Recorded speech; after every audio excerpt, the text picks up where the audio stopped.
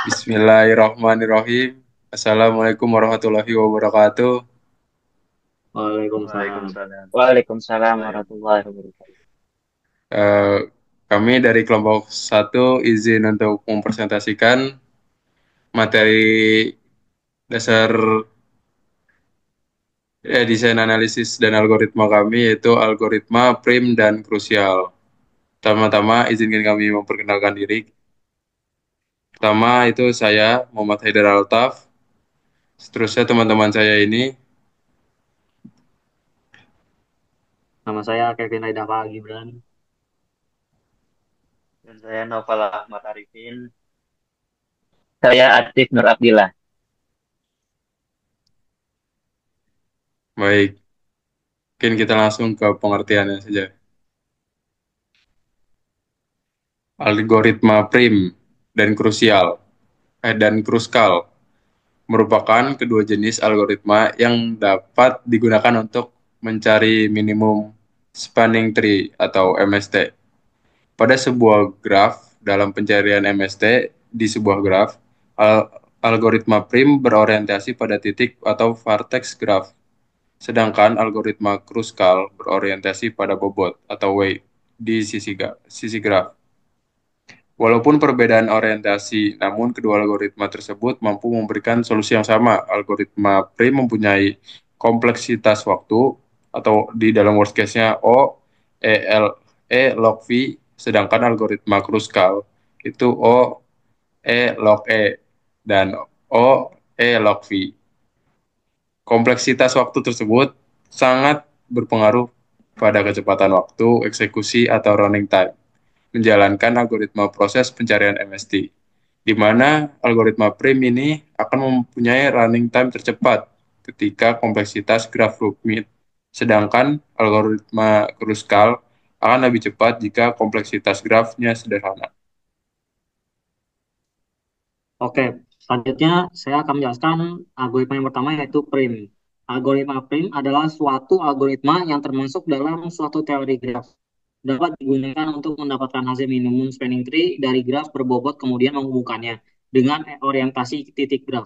Secara sederhananya, algoritma prim terlebih dahulu akan memilih suatu sisi pada sebuah graf berbobot dengan bobot yang paling kecil atau minimum.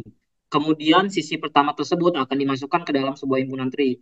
Selanjutnya akan dilihat sisi lainnya yang bertetanggaan dengan sisi awal tersebut dan memilih lagi sisi dengan bobot yang paling minimum, tetapi tidak membuat sirkuit dalam T. Lalu mengulangi langkah yang sama sampai semua sisi pada graf tidak ada lagi yang dapat dipilih dengan mempertimbangkan ketentuan di atas. Oke, di sini saya akan menjelaskan uh, alur dari algoritma prim. Yang pertama adalah memilih bobot terkecil. Yang di sini kasusnya adalah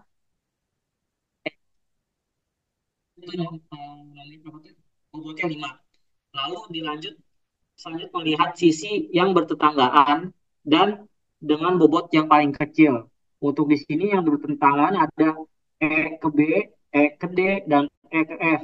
Nah, yang paling kecil itu E ke F, jadi kita langsung tulis di sini dengan bobot 11. Lanjutkan sampai pada solusi akhir yaitu 5 tambah 11 tambah 12 tambah 13 tambah 10 yang hasilnya adalah 51.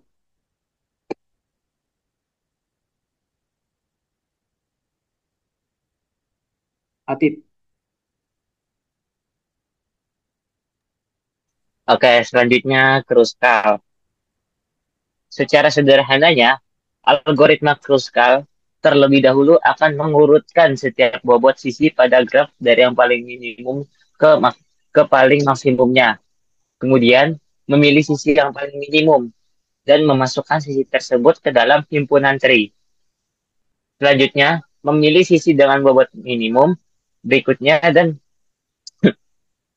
memasukkan lagi ke T.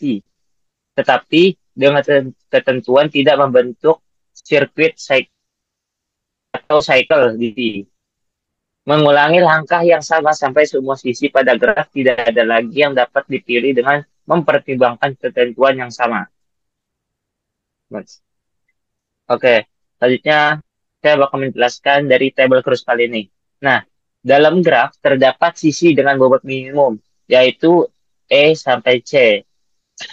Selanjutnya, memilih minimum bobot yang tersedia dan tidak membuat sirkuit. Nah, langkah tersebut diteruskan hingga mencapai seperti pada tabel ini. Seperti itu. Apa? Oke, jadi kesimpulan dari materi yang kami sampaikan ini adalah jika bentuk graf agak kompleks, maka algoritma kruskal akan mengalami kesulitan karena akan melakukan pengurutan semua edges terlebih dahulu, baru kemudian melakukan verifikasi pada setiap edges. Berbeda dengan algoritma prim yang langsung melakukan verifikasi edges tanpa harus mengurutkannya terlebih dahulu. Tetapi jika grafnya sederhana, memang sangat menguntungkan untuk menggunakan algoritma Kruskal karena tidak perlu mengecek setiap kemungkinan pada edges. Hanya cukup mengecek dari edges yang sudah diurutkan saja. Oke, sekian, terima kasih. Mungkin mohon maaf apabila ada kekurangan dan kesalahan. Itu saja yang kami sampaikan dari kelompok 2. Wassalamualaikum warahmatullahi wabarakatuh. Waalaikumsalam. Waalaikumsalam warahmatullahi wabarakatuh. Waalaikumsalam. Terima kasih semua guys.